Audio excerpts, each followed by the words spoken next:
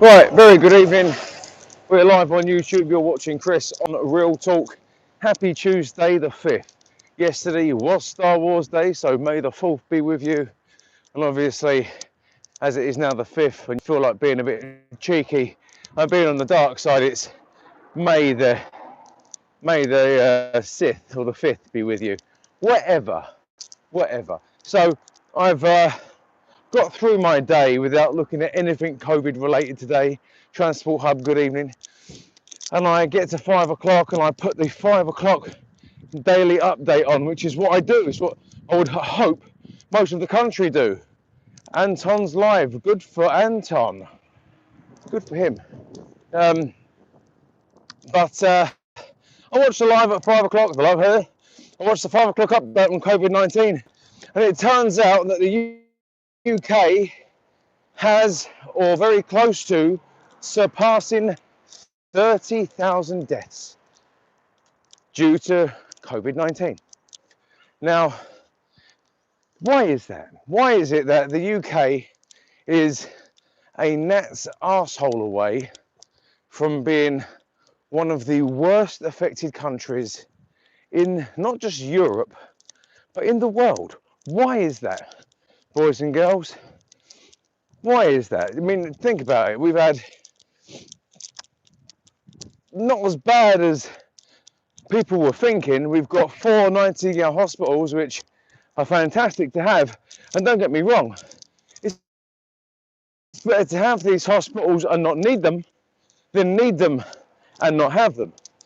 The fact that our NHS has not been overwhelmed at any point is a good thing. I'm not putting our services down at all. In fact, quite the opposite. I'm praising our NHS staff and all the other key workers that go out and literally put their neck on the line to keep whatever other services in the country moving. But why are we so high up the scale when it comes to COVID-19 deaths? I know the answer. I can tell you exactly the reason why. There's a few different answers to this little quandary. I'll tell you why. First things first is not all countries are reporting deaths the way they should be. China being a key prime example of that. Okay, below 4,000, my arse. You know, just throwing it out there. Hi RS, how you doing? And other European countries, I don't care what people say about, oh, they're more legit than we are, they're more honest, blah blah blah. They're not. Look how long it took. Mortuary artist, hi. Look how long it took for us to get figures across the whole of the UK for all settings. It jumped rather quickly from 20,000 up to 30,000 within a week. It's done that, and I knew that was going to happen. It was always going to happen. Can you do a super live? I just about caught that. Please accept my apologies. I can't scroll with my thumb at the moment. But as I was saying, these countries, they're not reporting deaths the way they should be. No, they're not. We've only just started reporting the deaths in this country the way they should be done, and it's a lot later than it should have happened. So the fact that we're pushing 30,000 now makes us one of the highest in Europe and possibly the world. I don't believe for 1 second that Italy is giving us all of their figures, nor Germany, nor Spain, nor anywhere else. I think they're all saying that the way it is in hospitals is the only death rate. And I know they have had a lot more testing than we have a lot early on. But I think that numbers across the EU are worse than they're saying. But we'll probably never find that out, will we? We'll never find that out. But it's close to 30,000. If it isn't close, then it's probably past 30,000. So that's one reason why it's worse here than it is in the rest of the EU, because it's not being collected, the data is not being collected properly. But the main reason The main reason, come on boys and girls, guess. Have a guess. We're all real talkers here. I like to think that everyone who watches my channel on a regular basis knows exactly what I'm going to say. So please, by all means, I'm going to give it. I'm trying to reconnect. Please, are we back? There we go, we're back. So when I say go, you've got 20 seconds to guess the reason why I'm saying there's more deaths in this country than anywhere else in Europe, pretty much. 20 seconds, guess in, go.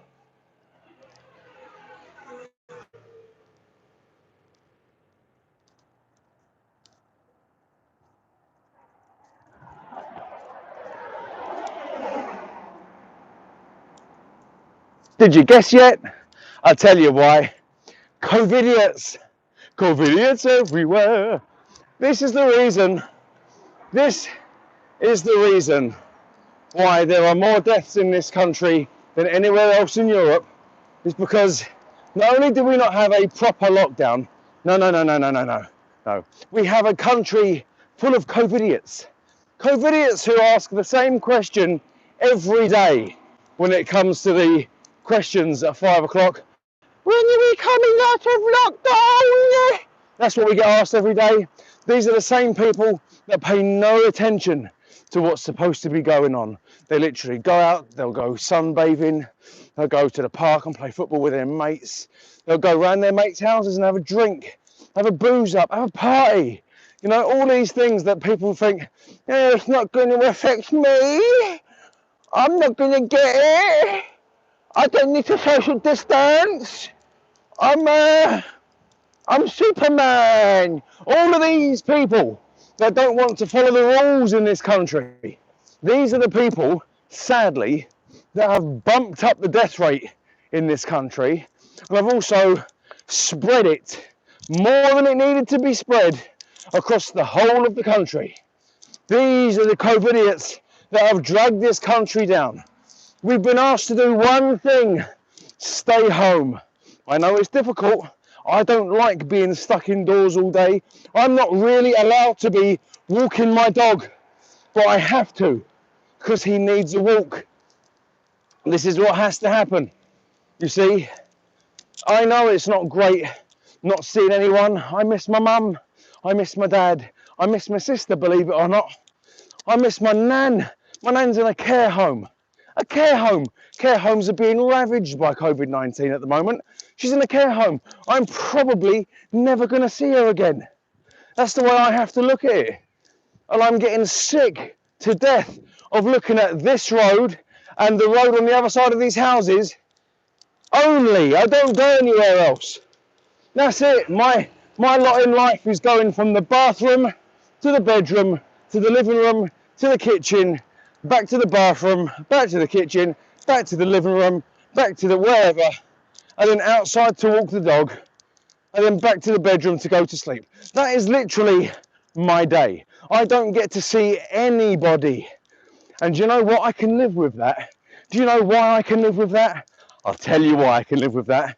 Because I know that because I'm doing my part and not just saving my life and saving other people's lives and not putting a strain on the NHS, I know that at the end of it, I'm going to be alive. I know that my kids and my missus are going to be alive at the end of it. And all of these Covidiots out there, all you muppets who think it's okay to do as you please, you are going to be the ones who end up, sadly, on a ventilator, is what's going to end up happening. And then you'll end up blaming everyone else for your own Covidiocy. That's what it is. And I really want people to understand how serious this is. They said to us,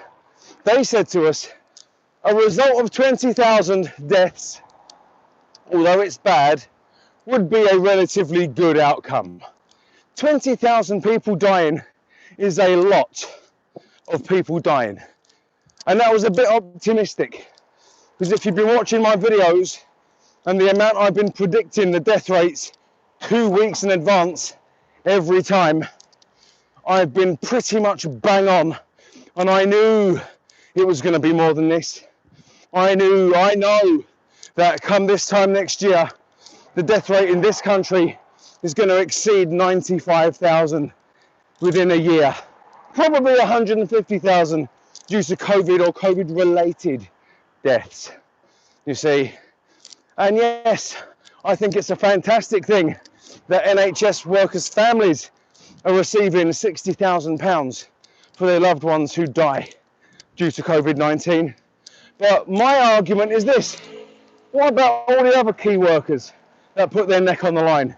The bin men, the bus drivers, the police, the paramedics, the fire service, people that work, and this is another thing that gets overlooked, people that work in supermarkets. Now, I know there are some supermarkets out there that are doing fantastic work, keeping their colleagues safe and giving them bonuses for the hard work they're doing. And I think that's a fantastic thing. But they're on the line, they're at the front line. Yeah, it's not fair, is it? So what happens then when those people die? Are they going to get some kind of payout? Probably not. Probably not, and that's not fair. That's not fair. Not at all. This is what, it grates me. It annoys me. It shouldn't have to be this way. If we'd all done as we were told the first time I've actually managed to catch you live. Well, welcome very much, Michael. Hi, welcome. But yeah, it just gets on my nerves. It does, to the point of distraction. The idiots in this country that seem to think it's okay to do as they please. I've said it many times, we've been asked to do one thing, the simplest thing: stay at home. Protect the NHS and save lives. You've not been asked to go through basic training, be shipped to Afghanistan, be shot at, probably killed to fight for your country. You've not been asked to shoot at other people. No, you've not been asked to do that at all. COVID-idiots. You've been asked to stay at home and play Xbox. You've been asked to stay at home. If you live by yourself, more than likely wank yourself to death. That's what you've been asked. But no, you want to keep going outside. You want to keep going to see your mates. You want to keep going to have that drink in their garden that you think is social distancing. It's not. Not by a long shot. You are the reason, idiots of the UK, why we are now pushing 30,000 deaths within this country due to a killer disease which could have been not prevented entirely, but it could have been, it could have been made a hell of a lot easier. Don't you reckon? And the thing is, I want to go back to work. Yes, I do. I actually can't wait to go back to work and drive my bus. I really can't. I can't wait for my 12-week house arrest, and look at me walking the dog when I'm not allowed to be. I can't wait for that to be over because I'm part of the high risk category. And it's not because my immune system itself is low. I am not neutropenic, not anymore, not since the cancer, no. And I found this out from my haematology nurse the other day because I actually gave her a call. One, because I wanted to see how she is, and her name is Ellie Welving. Wonderful lady, absolutely wonderful lady, saved my life. I thought, I'll drop her an email, is what I'll do. I'll see how the devil she's doing. Because obviously, being a haematology nurse, she's a lot more clued up than other nurses. It's just the nature of the job as to PPE and stuff. And she called me back. And I asked her how she was doing. It's difficult for her. It is. She's working her ass off trying to save people's lives. But I asked her, what is up with my blood levels, with my immune system? Because obviously I've got the 12-week letter to stay home as part of the, thank you, as part of the shielding. And she said, it's not because my immune system levels are low. No, it's because my memory immune system will take up to and over 6 months, more than likely up to a year, for my memory immune system to get back to any kind of normal. which means basically if I get a cold, it'll be different from you getting a cold. If you get a cold, you'll shake it off in a week. I get a cold, I'll shake it off in a month, because everything's learning itself from new, which is the reason why I'm a high risk. If I get it, my body won't know what to do, and it'll literally go into shutdown and go, fuck, and I'll probably end up dead. And the thing is, I can't wait to go back to work. I can't. But I've got the sneakiest feeling, and you've got to understand, the sneakiest feeling that this 12-week shielding initiative, all right, is going to be extended more than likely because of dickhead COVIDiots for another 12 weeks.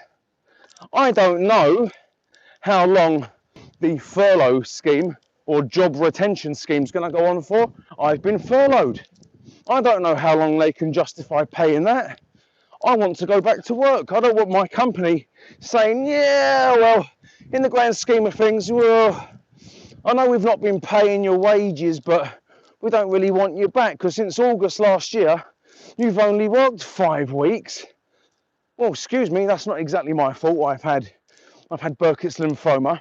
It is cancer, and I had it in the bowel, and I had a 3-month heavy dose of chemotherapy pretty much every day, and then I had another 3 months recovery after that, and then I came back to work for 5 weeks, and then within that time COVID-19 sprung its ugly head, and then the NHS and the government sent me a joint letter telling me to stay the fuck home, and you're penalising me, really?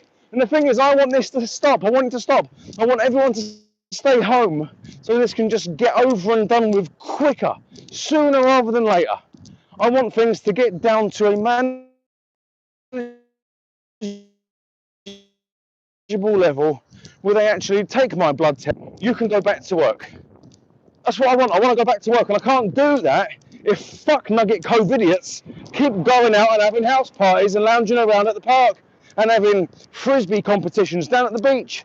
I can't deal with this anymore. I'm a man for work, and I want to go back to work. I can't stand it anymore. Look, this road here, I cannot stand the sight of this road anymore. I live next door to one of the most beautiful parks in London. Right here is the entrance, or one of the entrances, to Crystal Palace Park. You know, the one with the dinosaurs. You've probably seen it on an advert on the TV. I love that park. I can't even go into that park because people take the piss. They do. People take the piss.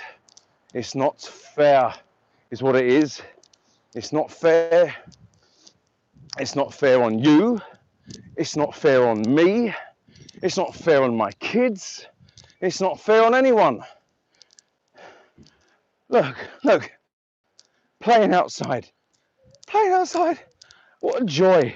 If only I was that fearless and I could quite easily ignore rules and do as I please. No, the thing is, I'm not going to do that because I'm not a wanker.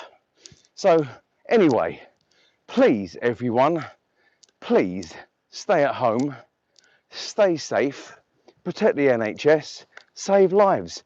Thank you very much. Love you lots. See you later. Goodbye. Mwah.